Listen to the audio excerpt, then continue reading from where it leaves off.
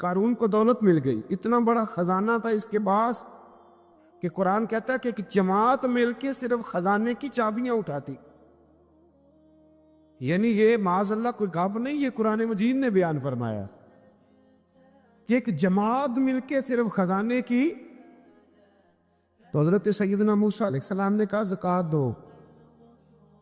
زکوٰۃ کے معاملے میں لوگ ہیل و حجت سے کام لیتے، غریب ہو جاتے.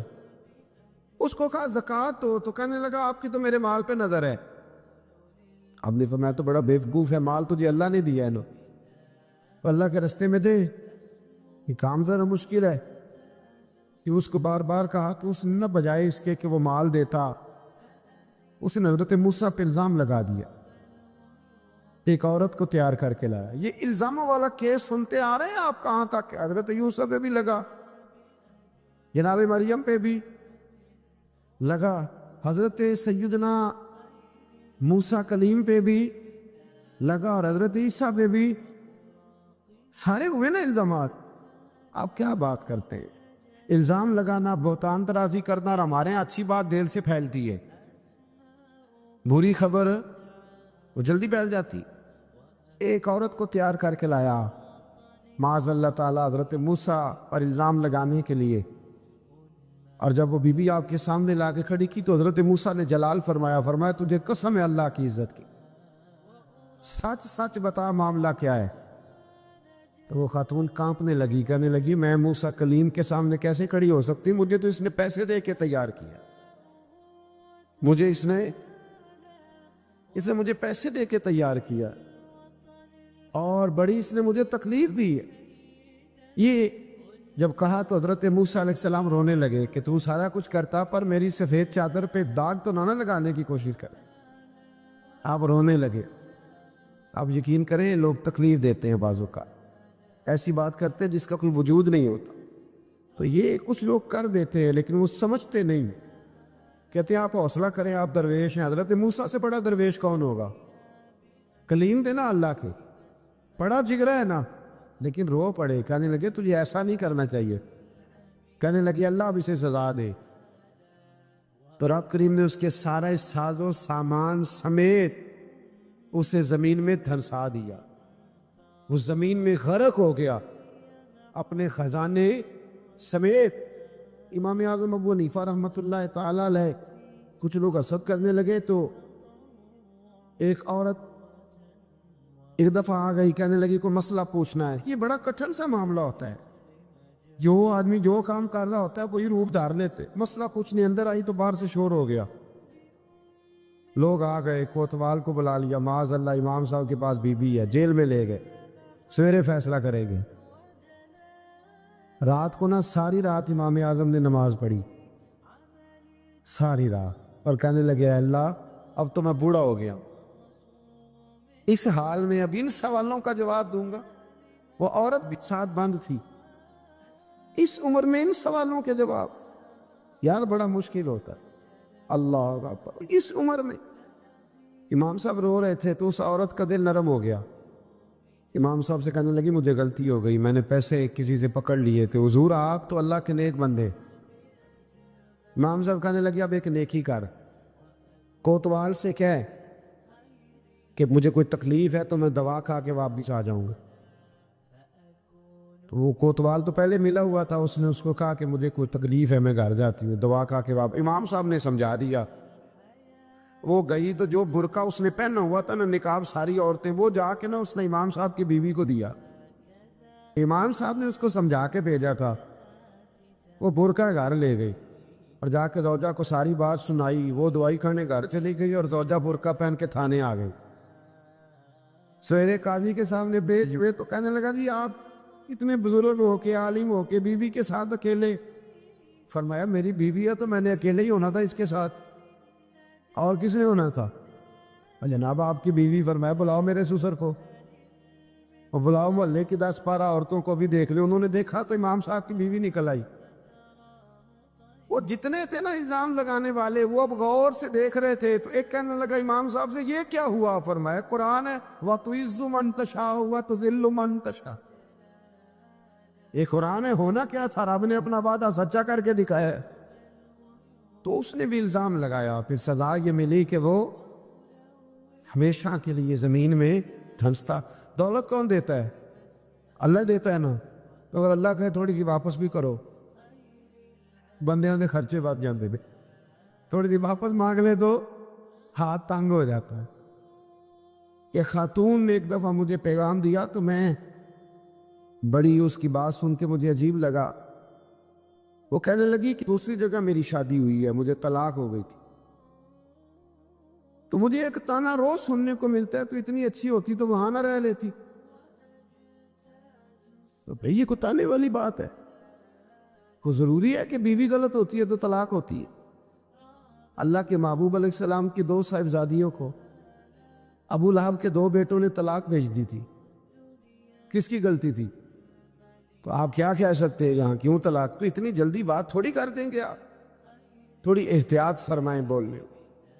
حضرت عبداللہ ابن عباس فرماتے ہیں میرے نبی پاک علیہ السلام نے میری تربیت فرمائی، اور محبوب پاک علیہ السلام نے فرمایا عبداللہ یاد رکھنا، یہ نوجوان دوست میری بات لکھ لیں، پریشان لوگ میری بات لکھ لیں، جن کے پاس قوت فیصلہ نہیں وہ اس بات کو لکھ لیں۔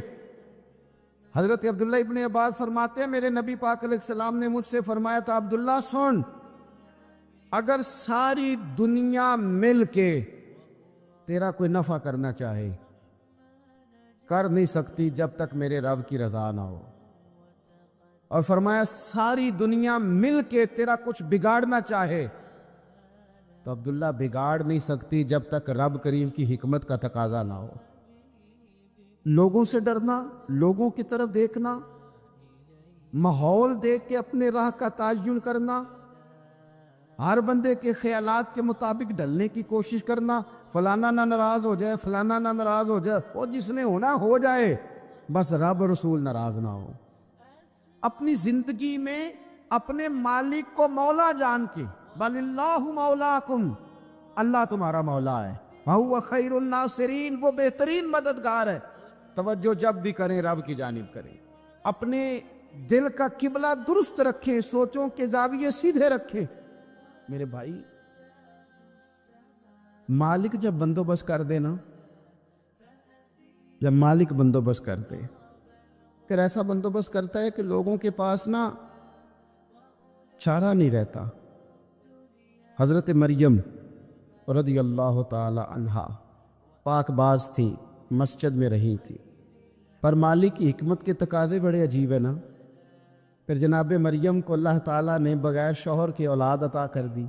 یہ بات ہی ایسی تھی، کسی نے کہا تھا کہ مخلوق تو فنکار ہے اس درجہ کے پل بھر میں سنگے در کعبہ سے بھی اصنام تراشے، تم کون ہو کیا چیز ہے داغے کبابی، لوگوں نے تو مریم پہ بھی الزام تراشے۔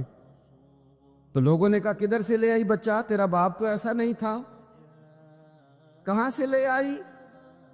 اللہ کرے میں آپ کو سمجھا سکوں، ذرا اپنے آپ کو وہاں کھڑا کریں کہ ایک پاک باز عورت، پاک باپ کی بیٹی، طیب ماں کی بیٹی، اور اللہ کے گھر میں پرورش پانے والی خاتون، ایک وہ وقت اور ایک یہ وقت کہ اس عورت کو کٹہرے میں کھڑا کر کے پوچھا جا رہا ہے کہ معاذ اللہ تیری گود میں بچہ جائز نہیں ہے، کہاں سے لائی ہے؟ اب خود سے صفائیاں بندہ کتنی کو دے، کتنی کو وضاحتیں کرے۔ اور میں نے تو اپنی زندگی میں دیکھا ہے زیادہ وضاحت دینے والے کو بھی لوگ جھوٹا سمجھنے لگ جاتے ہیں، زیادہ وضاحت دینے پر بھی لوگ کمزوری کا اظہار سمجھتے ہیں کہ کمزور پڑ گئے۔ آپ صلح کی کوشش کرتے ہیں، سامنے والا بزدل سمجھ لیتا ہے، زیادہ وضاحتیں بھی کمزور کر دیتی ہیں۔ اب حضرت مریم کو کٹہرے میں کھڑا کر کے کہا بچہ کس کا ہے؟ تو پھر خدا بندوبست جب کرے، اللہ جب مددگار ہو، تو پھر حضرت مریم کی گواہی درختوں سے نہیں دلوائی، اس نے پتوں سے نہیں دلوائی، پھر فرشتے نہیں بھیجے۔ حضرت مریم کہنے لگی مجھ سے نہ پوچھو، وہ جو پنگوڑے میں ہے اسی سے پوچھ لو، ان سے پوچھو نا، وہ کون ہے پوچھ لو، ان سے کر لو سوال۔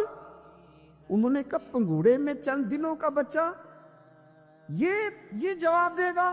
مددگار تھا رب، ان کی برات کا اعلان کرنا تھا مالک نے، اور جب مالک اعلان کر دے، جب مالک تیری صفائی دینا چاہے، جب مالک تجھے دنیا کے سامنے نکھارنا چاہے تو پنگوڑے میں لیٹے حضرت عیسیٰ بول کے کہنے لگے انی عبداللہ آتانی الکتاب، فرمایا میں اللہ کا بندہ ہوں، رب نے مجھے کتاب عطا کر کے نبی بنا کے دنیا میں بھیجا ہے، میں اللہ کا بندہ ہوں، کتاب لے کے آیا ہوں، نبی بن کے آیا ہوں۔ پھر پنگوڑے سے اعلان ہو گیا، پھر بچہ بول پڑا، اور یہ ایک دفعہ نہیں بات ہوئی۔ یہ بنی اسرائیل میں ایک جریج نام کے شخص بھی تھے جو نماز پڑھ رہے تھے، بعض نے لکھا ہے نفل نماز تھی، اماں نے پکارا تو آئے نہیں، تو ماں کے منہ سے نکل گیا تو اتنی دیر تک مرے گا نہیں جب تک کسی بے حیا عورت کا منہ نہ دیکھ لے۔ تو وہ عبادت گزار تھے، لیکن لوگوں نے ان کی عبادت، ریاضت، پرہیزگاری کو نہیں دیکھا، بس ایک عورت کو بھیج کے الزام لگوا دیا۔ وہ عورت آیا جایا کرتی تھی، اب آ جاتی ہیں عورتیں، مسئلہ پوچھنے کی نیت سے بھی آ جاتی ہیں۔ ماحول میں کچھ جگہ ایسی بھی ہیں جہاں عورتیں دم کرانے کے بہانے آ جاتی ہیں۔ وہ خاتون آتی جاتی تھی اس خانقاہ پہ، آستانے پہ، یہ بخاری میں موجود ہے، پھر اس نے کہا میری گود میں جو بچہ ہے یہ انہی کا ہے۔ مجھے بتائیں کیسے بندہ وضاحت دے؟ حالات خراب ہو گئے، لوگ کٹیا جلانے لگے، ماحول اور طرح کا بن گیا۔ میرے نبی پاک علیہ الصلوۃ والسلام فرماتے ہیں پھر اس رب کے بندے نے کہا مالک تو کریم ہے، تیری مشیت کا تقاضا آیا جو میری ماں نے جملے بولے تھے، پر اب میں وضاحت دینے کے قابل نہیں رہا، اب تو ہی کرم کرے گا تو دروازہ کھلے گا۔ تو وہ چند دنوں کا بچہ پنگوڑے میں بول کے کہنے لگا میں اس درویش کا نہیں، میں تو فلانے چرواہے کا بچہ ہوں، وہ جو بکریاں چراتا ہے۔ رب کی مدد کو پکاریں، اپنے ساتھ اپنے مالک کی مدد کو شامل کریں، تھوڑے رزق پر بھی گزارا اچھا ہونے لگ جائے گا۔ سارے لوگ آپ کو گرانے کی تدبیریں کر رہے ہوں گے اور مالک آپ کو عزتیں عطا فرما دے گا، اس کی بارگاہ سے حکمت کا تقاضا اور ہو جائے گا۔ ہم نے ساری زندگی لوگوں کو راضی کرنے میں گزار دی، ساری زندگی بڑھاپا آ گیا بچوں کو پالتے، اور بچوں نے آخری عمر میں کہہ دیا ابا اگر کوئی ڈھب کا کام کر لیتے تو آج ہمارے دن بھی پھر نہ جاتے۔ ساری زندگی گزار دی بہن بھائیوں کو راضی کرنے میں،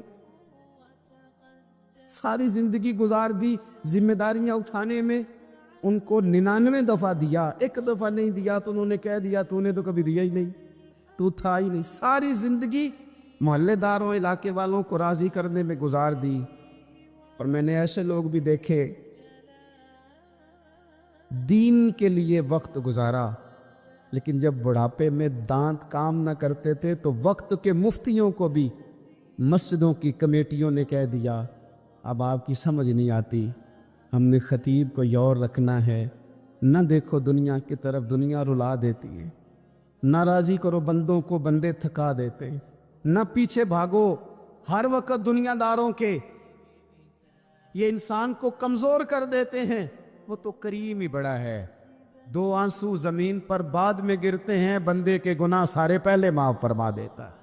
اللہ کی مدد کا حصول، اپنے مالک کی مدد کی طرف بڑھنا، آپ کو بدر کی جنگ بھی یہی درس دے گی، آپ کو احد کا میدان بھی یہی سبق دے گا، فتح مکہ بھی یہی سبق دے گا۔ میرے دوستو جب رب مدد فرمائے، جب اللہ مددگار بنے، دوستوں سے ایک بات اکثر کرتا ہوں،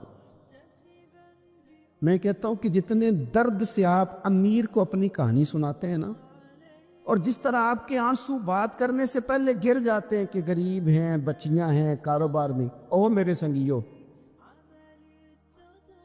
اس سے آدھے آنسو اپنے رب کی بارگاہ میں بکھیرو، اس کے حضور عرض گزار ہو جاؤ، اس سے طلب کرو۔ ایک وقت انسان پر زندگی میں ایسا آتا ہے کہ اسے یوں محسوس ہوتا ہے کہ میرا سایہ بھی ذرا سا پیچھے ہٹ گیا ہے، اسے یوں لگتا ہے کہ میں کسی سہارے پہ ہاتھ ڈالتا ہوں تو وہ بھاگ جاتا ہے مجھ سے،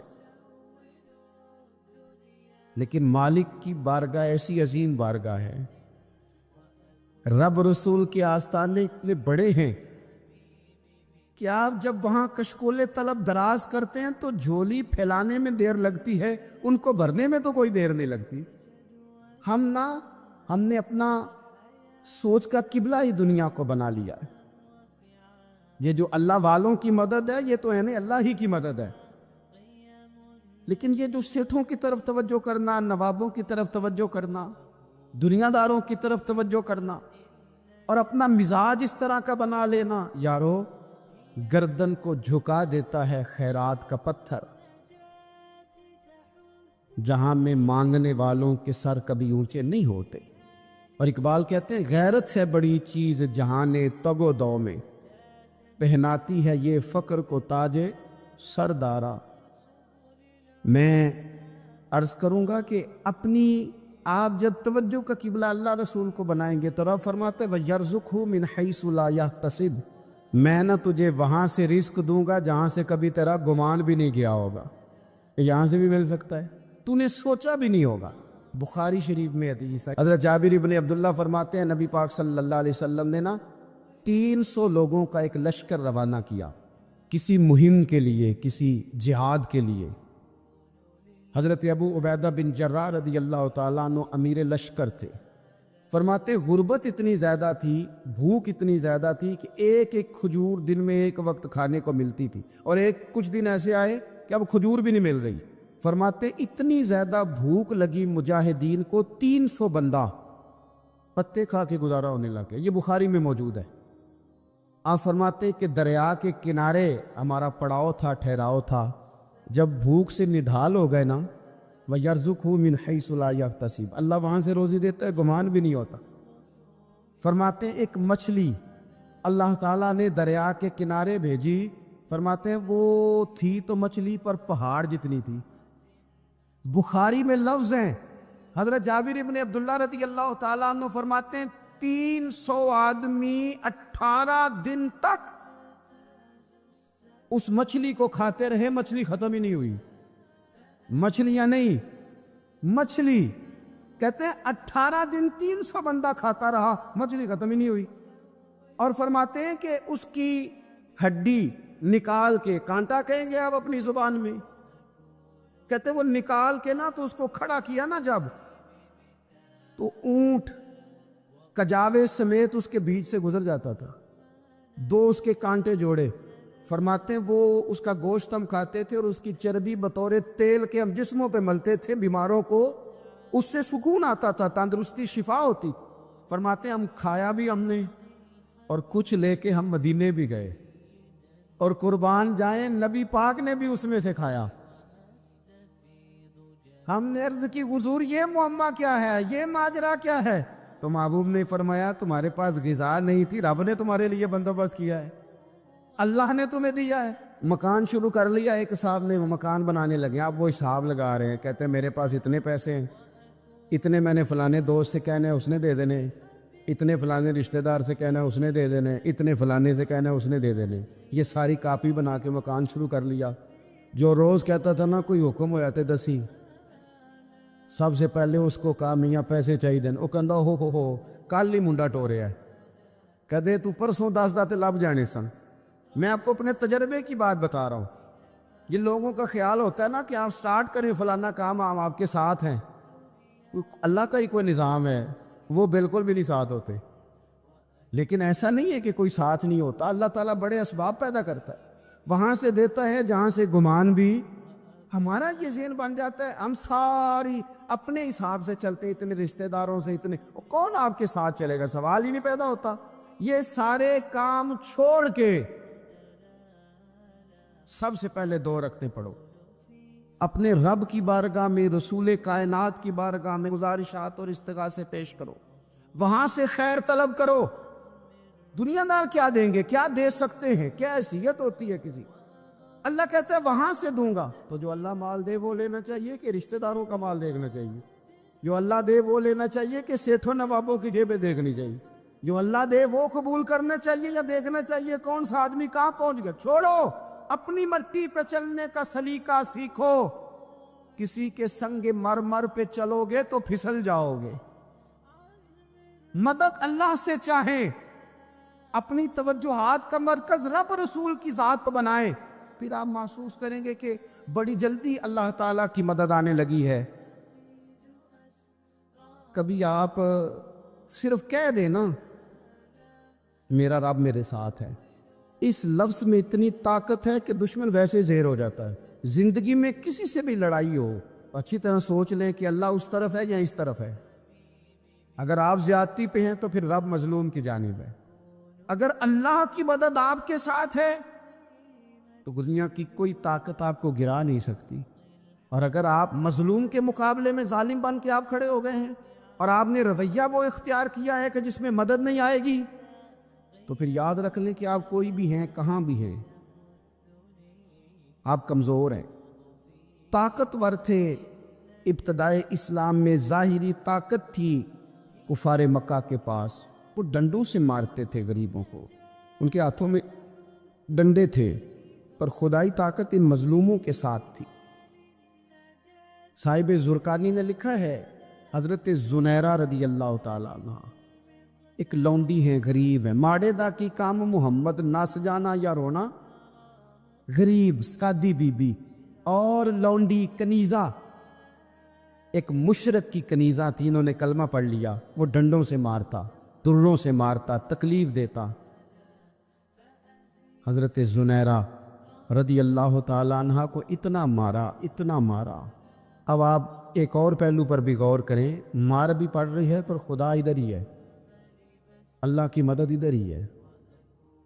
رب کہتا ہے کہ پہلے تو صبر کرنا، ان اللہ مع الصابرین، تو صبر کرے گا تو پھر رب کی معیت ملے گی، ذرا ٹھہرنا، تو تھوڑا ڈٹنا۔ ان الذین قالوا ربنا اللہ ثم استقاموا تتنزل علیہم الملائکہ، تو کہے اللہ میرا رب ہے، پھر تو پہلے ڈٹ، پہلے تو نے ڈٹنا ہے۔ ثم استقاموا، جو ڈٹ گیا، تتنزل علیہم الملائکہ، ڈٹنے والے کے لیے مدد آتی، پہلے تھوڑا ٹھہرنا پڑتا ہے، پہلے تھوڑا صبر کرنا پڑتا ہے، حوصلہ کرنا پڑتا، اس کے بعد مدد آتی۔ مار پڑ رہی ہے، مارا جا رہا ہے، حضرت زنیرہ کو ان کا مالک جو ہے ظاہری آقا وہ مار رہا ہے، یہ کنیزہ ہے، اتنا مارا، اتنا مارا، ان کی بینائی چلی گئی، نظر آنا بند ہو گیا۔ ابو جہل آیا اور کہنے لگا زنیرہ دیکھا نا ہمارے بت تیری آنکھیں لے گئے، معاذ اللہ، لات و منات ہمارے بتوں نے تجھے اندھا کر دیا۔ اب ایسا نہیں ہے کہ بی بی روتی جا رہی ہے، روتی جا رہی ہے، مایوسی مایوسی، معاذ اللہ، پریشانی، غریبی بڑی ہے، پوچھنے والا کوئی نہیں، یہ باتیں نہیں۔ کیا جملے ہیں خاتون کے، کیا لفظ ہیں۔ ابو جال نے طنزیہ کہا، معاذ اللہ، کہنے لگا دیکھا نا ہمارے بتوں نے تجھے اندھا کر دیا۔ تو جناب زنیرہ آنکھوں کی بینائی گئی ہے، رات کو گئی ہے، دکھ ابھی تازہ ہے، لیکن اللہ پہ جو توکل ہے، اپنے مالک سے جو رشتہ ہے وہ اتنا مضبوط ہے، اتنا طاقتور ہے، اس میں اتنی گہرائی ہے کہ حضرت زنیرہ بول کے نا اتنی قوت سے بولی، اتنی طاقت سے بولی کہ پورے کفر پر لرزہ طاری ہو گیا۔ فرمانے لگی تمہارے بتوں کی کیا اوقات ہے کہ وہ میری بینائی لے جائیں، یہ میری رب کی حکمت کا تقاضا ہے۔ جب تک اس نے چاہا زنیرہ دیکھتی رہی، اور جب اس نے چاہا زنیرہ کی آنکھوں کی بینائی چلی گئی، اور اگر وہ چاہے گا نا تو بینائی واپس بھی کر دے گا۔ اگر ہو ذوق یقین پیدا تو کٹ جاتی ہیں زنجیریں، اگر وہ چاہے گا تو بینائی آ بھی جائے گی۔ حضرت زنیرہ نے رات کو یہ لفظ کہے، ابو جال اور سارے کفار ڈر کے سن کے چلے گئے، آپ اطمینان سے آ کے بستر پہ سوئی۔